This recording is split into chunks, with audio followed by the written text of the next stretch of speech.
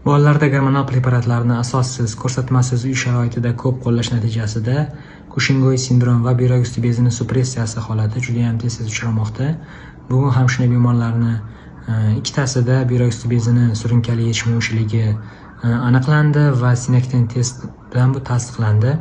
Afsuski bemorlarga o'rin bosuvchi terapiya bilan davo qilish kerak bo'ladi va davo fonida buyrak usti bezini funksiyasiga yana bir qaytadan baho berilib, agar buyrak usti bezini ishi tiklangan bo'lsa, gormonal preparatlarni to'xtatish tavsiya qilinadi. Shunday ekan, hech qachon gormonal mazlarni, ayniqsa pampersga nisbatan allergiya kuzatilgan holatlarda o'zboshimchalik bilan uzoq muddat surtish holatlari yaxshi oqibatlarga olib kelmaydi. Birinchi navbatda bolani gigiyenasiga rioya qilish kerak. Pampersga allergiya bergan holatlarda paxta kiyim yoki pampers taqmaslikni harakatini qilish kerak.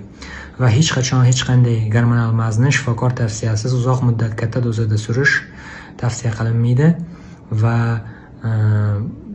bunday mazlar surilgan holatlarda ham ehtiyotkorlik bilan juda ham yuqqa, juda ham kam miqdorda qisqa muddatga surish tavsiya qilinadi. Farzandingizning salomatligiga bee'tibor bo'lmang.